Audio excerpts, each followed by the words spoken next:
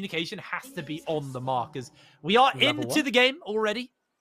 Looks like there was no level 1 kill this time, as Baloo and VMix just setting up in the bushes with the towers, or not the towers, yeah, the turrets. I was actually expecting there to be some level 1 shenanigans, but there wasn't, because what a lot of people do now is they contest Heimer turrets level 1 like Shaco boxes on camps. They'll just go 5-man versus 5-man contesting the Shaco turrets. The Heimer turrets, but it doesn't look like it happened, and now what's going to happen is Fury's just going to get pushed in like expected, and Heimer also gets priority. Oh, I comment poke. That is some nasty poke. Double comment as well onto Kasing to start us off. It's actually Hail of Blades here on that Ash. Remix has to heal. Flash and heal as Baloo is running through them. That's 2 flashes down. First blood to Kasing. What happened? What happened? They just walked into them. They just completely ignored Baloo and ran down Remix until Baloo realized, wait, I'm 1v2 behind them, and he just gets killed. How, honestly, really bizarre. But that's just showing the power of the 280 carries early game. That Ash level 1 is really, really nuts. Remix is actually getting auto-attacked again. He's getting chunked. He might be forced to recall now.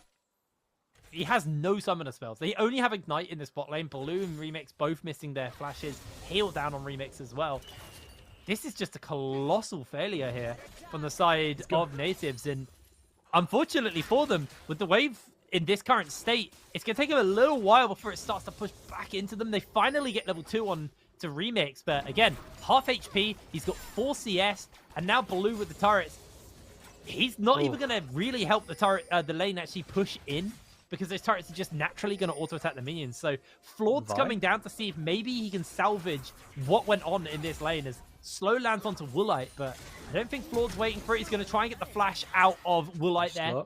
Baloo throws the grenade down, and that is just really, really rough start here for the side of Nativz. And even after all of that, Woolite still had flash to get away from a gank. That is when, you know, as Flawed, you're thinking, what is going on bot lane, right? What is happening? But it's just an individual skill gap, it feels like. Still looking for more. Flawed is actually playing just like LPL junglers, high elo junglers right now, which is like, you do 3 camps into doing whatever you can on the map. Anything you can find. And he's looking mid constantly. Top lane, just another farm fest, but maybe we get some skirmishing here as both junglers surround mid lane. Well, they are both looking to go into it. There's the stun from the Unraveled Earth, though, onto Fury. Talia's power coming in, but they're going to launch forward and finish unexpected. And he goes down. Fury's still alive. Oh. There's the flash from Ford. And now Flawed, can he get onto Akabane? Catches him back with the Q. A whole bunch of damage. The armor stripped away. The minions doing the work, and the rockets over the wall by Baloo to finish it up. Nativz take the win in the mid lane. Nativz, that was looking incredibly dicey. I'm so surprised Flawed managed to land that Q. He's honestly carrying them in this early game, making up for what happened bot lane, what happened mid lane, because it did look like this was going to go the way of NORD. But Flawed, I guess there's that Conqueror difference, managed to like do much better in this extended trade. Looks like Akabane could win here, but Conqueror means too much stacking adaptive force, and Akabane actually falls. Honestly, Flawed doing extremely well in this early game. Doing really, really well in this early game, actually, there from the side of Flawed. As Remix, unfortunately, not having as hot of a time, has got himself a fairly large wave to kind of catch back some of that gold lead. And, I mean, lucky for him, the kill to go onto Kasing in that bot side is Baloo might be in trouble. He's put the rockets down and hold the phone! That might be a dead stage one, and Baloo's alive! He's finally finished up by Kasing. He just soloed the jungler. What an absolute legend. He's a level down. He just invades solo as Heimerdinger and one-shots the enemy jungle at level 4. What? We both thought he was inting. What happened there? That was Chad Heimerdinger play there. Honestly, just running into the red side jungle. Died there. He pulled 3 people over as well. Wait, I'm a Baloo fan. It wasn't like an overall massive waste of their time, but he did still pull 3 people over towards him. You know, just a little bit of a tempo play to trade 1-for-1 on that front. Now, we're 5 minutes in. The gold lead only 400 in favor of NORD right now.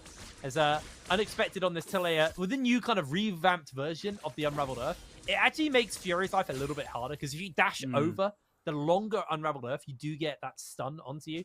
So it's going to make life a little bit harder here for Fury on this matchup. So it has changed somewhat from what it used to be like. And as expected, top laners just battling it out with that 3 CS lead top lane. Extremely exciting. But what's probably going to happen now is some shenanigans around dragons, because Dragon is up, all the ultimates are unleashed. I'd be a bit more scared now if I'm on the side of Nativz, because Fury does have that ultimate unlocked. Definitely a massive spike for the side of the Akali. But looks like it might be another bot gank. River is warded with a pink, so they don't know Flawed is there. It might just be an ultimate. No. Oh, they're on to Kasing. They actually don't have that ultimate available to Flawed. He's only level 4, and he missed the Q. Kasing doing quite a lot of damage back to him there. As it does eat an arrow on the tail end. Unexpected. Flashless. Needs to be careful. Wave's going to push into him. Should be fine. Should be fine. I was actually expecting Flawed to be way higher level. But he's actually down a lot of XP because all the action that's been going on, so... I guess he hits level 5 now, but still a fair way away, whilst he's getting counter-jungled by NORD's jungler. Really difficult stuff. Oh, almost getting the damage onto Fury. Doesn't quite proc the big rock. There's a whole bunch of damage onto Fury in this top lane. You know, we talked about the excited levels of what we were going to see here. Gragas does what Gragas does and makes any top lane matchup really uninteresting. So WoW is just farming away, but you know he's a Jax. He's kind of okay with this not being an overly explosive top lane where he can just kind of comfortably catch himself wave after wave. Sure, he's probably not going to get that plate gold and kind of accelerate his lead, but there is a point where Jax just comes online and does exactly what Fiora does, just takes over the side lane. Speaking of Jax, right now he's very flavor of the month. He's extremely strong with the recent rework, allowing him to build some AP items, right? So what you probably missed, Hiprain, is that now Jax's like flavor of the month build, his meta build, is something like Divine Sunderer, Wits, and Zonya's. It's extremely powerful. Yeah, his ultimate got a lot of power, his AP build's got a lot of power, and I expect him to fully go into that. And with this matchup, whilst you don't necessarily get a lead, you do get to free farm. So eventually, like you're saying, WoW is going to become a threat. But right now, not so much. They just get the Herald. This is expected with Sejuani's level of power and this shift up from Kasing. But instead, what Nativz are going to do is they're going to cross-map down bot side on the Dragon, and honestly, a fair trade. Yeah, I think there's a really smart read. They knew that was going on. They do give Akabane the Rift Herald as expected. There was a world where it's like, maybe they just give WoW the Rift Herald, just so he gets some plates and accelerates himself somewhat. But I think the smarter move was what they did here. Throw it down onto the jungler, makes it a little bit more mobile, can use it to kind of crack open some pressure in mid, and anything to kind of get Fury out of the mid lane as quick as possible is probably going to be their game plan. You don't want Akali stuck in a 1v1 matchup forever versus the likes of Atelier, who eventually is just going to be able to one-shot the waves and deal with it as unexpected. Gets a great unravel down. The grenades connect as well onto Fury.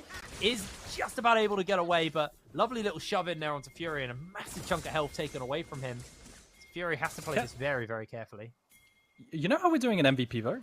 Can I give it to Baloo already? Honestly, this guy's everywhere.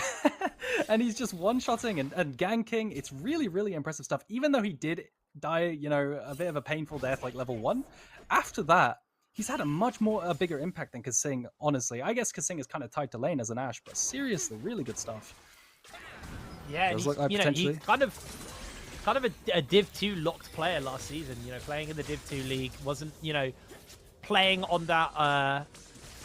playing up in the main leagues, so for a lot of us, a fairly new name, someone who if you weren't watching Div 2, won't really have heard of, but already making an impact here on the Heimerdinger, playing really, really well as Remix. As much as that early game sucked for him, he's pulled back the CS, only a couple behind. The wave's in a good state for him right now. Admittedly, I think Flawed coming down a couple of times and just kind of scaring NORD from being too aggressive has bought him a bit of breathing room in this lane. But for right now, Remix quite happily set up, just shoving into this bot side, and he's going the lethality build, so he's not going the same build as what we saw out of Chrisberg last time. And they are working well together, right? This Nativz squad are working well together. Granted, they do have the stronger early game, so I would imagine it'd be the case, but Akabane might find a pick here with his ultimate. He's level 7. Oh, good chains actually do come in. They will actually spread across onto multiple members as Kasing loses a lot of HP. Akabane lands the ultimate only onto Remix, though. And he is going to be sitting so pretty. Is able to hold his life for now. I'm confused. Why didn't he just fire the ulti immediately? I was watching that, you know, for a long time, expecting him to fire the ulti. But fortunately for Remix, he does survive and then cancels the cancels the recall, rubs salt in the wound. Finally, Taliyah is unlocked. Unexpected is actually moving over to topside to deny a wave. This is what I want to see consistently. I was actually going to comment on how that window is slowly closing where you push and roam. Because Akali has been free scaling this entire time. Fury has been doing a really good job. He's actually ahead by almost 20 CS. So the job of Taliyah to push and roam hasn't really been fulfilled. And I'm getting a bit worried. You know, that was the major win condition. They do get outscaled, right, at these dragon fights. So we'll have to see. Yeah. We'll have to keep a track of that. But, Nativz were able to secure that first dragon for themselves. See what they can look to do with that, if they can actually keep that pressure up for now. Obviously, Taliyah makes objective fighting so much more awkward, especially when, you know, Woolite and Kasing don't actually have any real mobility other than Woolite's ultimate. So if they get themselves walled off from a fight, it's actually very easy for Nativz to play front to back with just out the back end being there for the side of NORD. So yeah, we'll and see honestly, how this is a really... effective they can use that. Sorry, but this is a really good Heimerdinger draft, right? Heimerdinger likes people to come into him and disengage. Taliyah provides that as well, right? Heimerdinger places a turret and you kite backwards, and the Herald is actually going to be placed here. Will this crash? I guess they have to walk it in, but I imagine Taliyah is just going to walk down as well, but maybe he has to catch midway. At most, you get like a plate and a half. Not the best, honestly, because ever since the new rework to the Rift Heralds, the first Rift Herald only does 1.5k damage. Oh, that flash! That was such a quick flash by Remix, actually. That was really smart. Instantly out. He knew that was coming. Looks like that plate will just about stand. On a tiny got a tick. minute to take it. It's got 6 HP, I'm pretty sure. Yeah. It does look like it's free. But everyone's resetting now, and it does look like everyone's going to reset, get their wards, and go to Dragon. I'd imagine everyone wants to set up that vision. You can see Kasing is also recalling. Probably going to buy a pink. There it is. And they're going to move over. And it's incredibly important that Heimerdinger gets to the Dragon early, sets up that vision, so they have to funnel towards him like from one direction. If they're flanking the Varus, if they're flanking the Heimerdinger and the Taliyah, it's just not going to be great because their disengage is often like one directional, you know? Places the rocks in front of her, not behind. Right, same with the turret grenades and stuff like this. But I will say something I didn't identify before was the level of disengage also coming out of the Gragas. They have so much anti-engage. I'm actually really impressed with this composition. And you can imagine that the future team fights, they're going to be kiting backwards only. Well, looks like Dragon's spawning up. Actually, sorry, Dragon has spawned. So looks like Nativz trying to get control of the area. Flawed actually just charging in and chunking out a whole bunch of damage onto that wave with his E to make sure that they get some pressure back for themselves and are able to equalize. That's the word I was looking for. Equalize out that mid lane wave for themselves. You can see that WoW actually did rotate around a little bit. Does have teleport, was just moving into the jungle to kind of keep visual in case you needed to move nice and quick over towards that bot side. But actually feels like Nativz, they're playing this Dragon a little bit slower tempo than what NORD are. NORD are rotating around as a group, making sure that they're in the area. Nativz being a little bit relaxed on this one and just keeping a look at Akabane. He's got his ultimate back up and available, so Remix down there alone has to be careful as they're looking to jump in. They've got the Weaver's Wall. They're going to throw the ultimate down at the thing. Everything connects onto him. He's caught for the moment. Floor jumps away. The Ash Arrow hits onto one. The chains follow up. There's a whole bunch of damage, but look at WoW! Looking down 4 with the counter strike, and it's an absolute butchery coming in from NORD. Absolutely crazy stuff. WoW suddenly appears like the Avengers theme just starts playing, you know? Really crazy stuff. They managed to find the engage onto Kasing, but it's not enough. He doesn't get bursted down. He flashes away, and then get the amount of AoE from the Sivir ricochets, the Sejuani ultimates. It's just way too much. And then finally, Jax comes in and ults and hits everyone, acing the entire team. Really crazy stuff from NORD. Really good micro as a team. This is exactly what you want to see from a new roster. Unbelievably good Counter-Strike there from WoW, though. Just able to lock 4 people down. That looked like, honestly, Nativz got themselves out of a dangerous situation, and then WoW went, absolutely not. Not on my watch. Dragon, tower over to NORD. 4 kills to boot as well. And what has been a fairly equal game up until now has now just exploded as the gold lead now very heavily in favor of NORD. And we'll see what they can do with this, what their next few moments are going to be looking like, as they obviously want to be getting themselves attention now towards this Rift Herald. And honestly, I think Nativz would be foolish to try and contest. Yeah, absolutely. After that gold injection, you just give this up, don't you? And you try to play for the cross map. Maybe you play for bot side, picking off that Akali, taking that bot lane turret. But you don't contest this this Rift Herald. They're way too accelerated. Jax is 202, probably has a completed item and a half. That grenade almost lands, but even then, Fury is so tanky, and he just, if he left, he'd just be giving up a turret without plates. So it's not the end of the world for NORD. They can take that Rift Herald and place it top lane and be extremely happy. Well, looks like tempo slowing down somewhat as the Ash Arrow flies overhead. Doesn't quite connect on there as Fury looking to try and get himself onto Unexpected, but Unexpected is able to do a pretty good job of getting away as Fury jumps in forwards. Does connect the E here. This could get a little bit hairy. They jump in. They get the slam down. They get the follow-up. A great shove, but Fury's still alive. Oh. They find a kill in response, and Flawed can't get close to Fury. He tries so hard, but Fury is able to survive with his life. Throws the cast down, but is immediately caught as the bouncing bomb comes down. Spooner can't find more. It's a triple for Woolite. Oh! Heartbreaker for the side of Nativz, and finally the snipe. Honestly, every single person lives on 1 HP right to the end until that snipe from the Varus, and you've just got to feel for Nativz. Fury, look at that. It just looks like they're mechanically outplaying them at every single stage individually. And you've got to wonder, what is the win condition here now? They just keep losing fight after fight after fight after fight, not even for objectives. And, oh, heartbreaking stuff. 200 HP on 2 enemy carries, and they don't die. I'd feel terrible if I was Spooder right now. Absolutely heartbreaking. They just so... Honestly, it was just a touch on so many people, and luckily, Remix was able to come in and at least mop up one of those. Obviously, with that Ghostblade able to move around the map just a little bit quicker, we'll probably be building towards his... I don't know if he goes Duskblade, if he goes the Muramana now. He might just look to finish that one up. It'll be Muramana next. Mythic third. Yeah. Mythic third. Small consolation prize in that snipe, and you got to feel a little bit, you know, a tiny bit good about it, but you don't really realistically, do you? You're thinking about your win condition, and you're like, we can't contest next dragons. We have to concede maybe to 3rd or 4th, and hope we have enough items to catch back up. But realistically, you're outscaled, right? Your Talia pick hasn't done its job. It just sat in lane, didn't do anything. It didn't push and move. Akali is just 1v1ing the Talia really easily now in the side lane, and Akali could side lane. They've got a really nice 1-3-1 composition. If you take a look at the map right now, Akali is topside, moving down to mid whenever she feels like it. She always has assassination potential, as well as Jax in the bot lane getting prio. And now they have to drag 5 members to mid for the side of Nativz to defend from Rift Heralds. Full map control over, although they do find an engage here, ultimately doesn't turn up to do anything.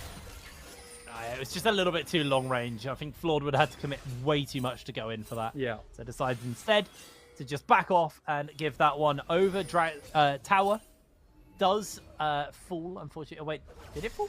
Hold on, where's my tower counter? No, it did not fall, I don't think. It did not fall. It went low, but it didn't fall. And so, you know, ultimately, they were able to buy themselves a bit of space. But the big thing is the dragon coming up any moment now. And now that this tower is down, NORD have way more control. Kasing, you know, as they move through these chokeholds, if he has good vision, he'll be able to find a good Ash Arrow, either force them off or force into a pick or a fight. Flawed actually looks to maybe just be giving potential this one pick up. topside. It's potentially moving up towards Fury. Can just jump over, but it does feel like there are people who are a little bit too far away. Fury playing far back for now, and Flawed, he's not going to go for it, I don't think. No, it's never a kill. Level 13 Akali, 2 levels above Flawed. Don't E, Flawed, or you give away. There we go. But essentially it doesn't matter anyway. Flawed doesn't have the damage on that chainsword, but it's not enough damage realistically. He just ults her and she ults away, you know? The Talia would have to full combo. Even then, Fury probably doesn't die. But it does look like maybe a fight's going to start. No. Playing honestly, it tempered, but honestly, Nativz are quite scattered. This would be very hard for them to take this fight. As Ash Arrow is coming in, unexpected. Ooh. Unexpectedly does take that as he gets caught by another ultimate as well. Unable to move. Unexpected will go down as Woolite gets his 6th kill. And now without their mid lane, and now without the power of that Talia, I just think this Baron could be a bit of a freebie. It is hard to do though when you're getting poked by the timing of the arrows over the edge. clustered right now with a lot of ultimates down. This could be hairy. The Chains of Corruption only connecting onto one, though. And that's actually Remix just overstepping, getting himself taken down by Woolite. And in topside, you gotta feel bad for Unexpected. He's getting bullied with all these Ash arrows and Sejuani ults, right? Constantly getting picked and dying around Baron. That's a big no-no because like the second you die in proximity to Baron, that Baron turns into the enemy teams. After that, you realize, wait, Woolite is godlike. I didn't even realize he was 7-0, right? Potentially another fight here. Yeah, looking to get pretty hairy between both teams. As for now, Fury does go down, but Nativz are just incredibly low. Blast Cone out. WoW is so terrifying for them. Kasing trying to see if he can find the pick as WoW may just chase. He flashes in forward, gets himself caught out by Spooder. Spooder's the only one with real health, and no, the shield is going to keep him alive. WoW finds himself a kill. He one-hops out to safety, and he's able to get out 4-0. And he's just so tanky with that ultimate. Every single person he hits with his ultimate gives 25 armor and MR. It's just too much. Suddenly has 250 armor and MR. Lives with his like, Hex Drinker shield. Manages to jump out and survive. This is why Jax is so contested right now. And you got to think, bar a miracle snipe from Remix, this Baron is just gone. Oh, the Chains are down as well. He's dead. He's done. Nothing he can do. Unexpected will send WoW packing as well, but WoW just controlling it for now. This is going to have to be the steal of a century, and it is not going to be happening. NORD, slow and tempered early game, but they have just come alive in the last 8 minutes of this game. Extremely good early. I mean, this replay, you can see Remix just gets sniped. And then after that, you only have Talia to try and steal. But Talia is so underfed that she probably does like 0 damage to the Baron anyway.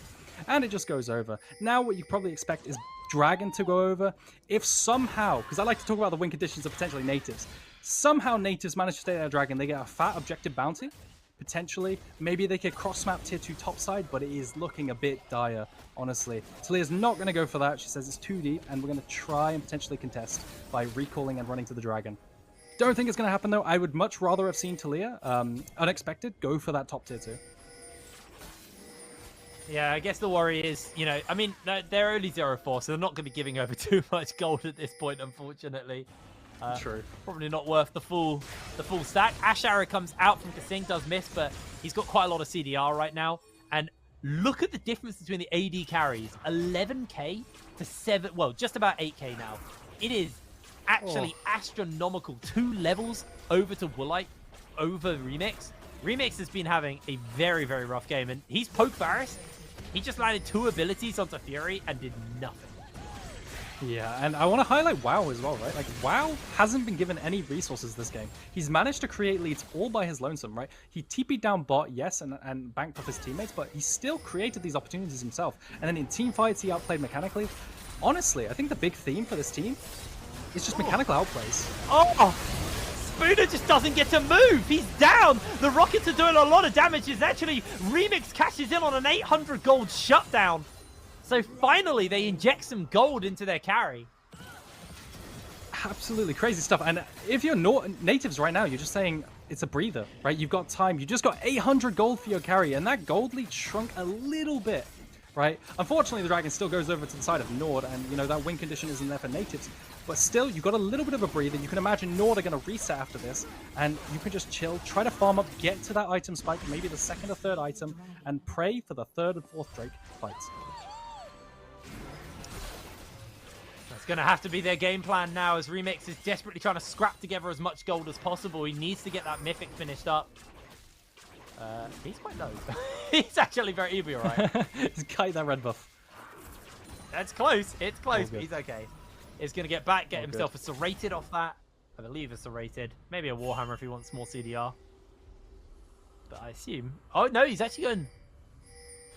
Oh, okay, he's yeah. I was about to say, he went Last Whisper there for a moment. I was like, there's no way he's not going Dustblade or Prowlers at this point. Oh, the Fanatic Death Brush. Let's see if it appears. Anything happens. So many turrets. Maybe WoW genuinely, WoW could... Oh, he caught them with the Scryer's Bloom. All 4. It's so unfortunate. I'm not sure if it was Scryer's Bloom or the Ash Hawk shot thing. You know? Oh, you might be right. Might have been either one, but I think you're right. I think it was the Scryer's Bloom. But that was essentially what they've got to do. You know, pray for a miracle. At this point, it's really hard to say what they should do other than hope that NORD make a mistake, but this is the NORD that we were promised, right? Really stomping, super calculated and controlled early. They could have tried to flex their individual like mechanical prowess early, but they didn't. They played to their proper win conditions. They didn't overreach, take fights that they shouldn't have. They've gotten online, and they're just winning the fights at their proper power spikes. Really impressive stuff from NORD and a good trend. Well, looks like this tower should be a bit of a freebie. A bunch of damage does come in as the Ash Arrow follows up, goes through the goalpost, doesn't quite connect on, and the tower will crumble. An 11,000 gold lead over to the side of NORD right now. Not 11,000. 10,000. 10,000 gold lead 10, over to the side of NORD right now. It is pretty rough for the side of Nativz.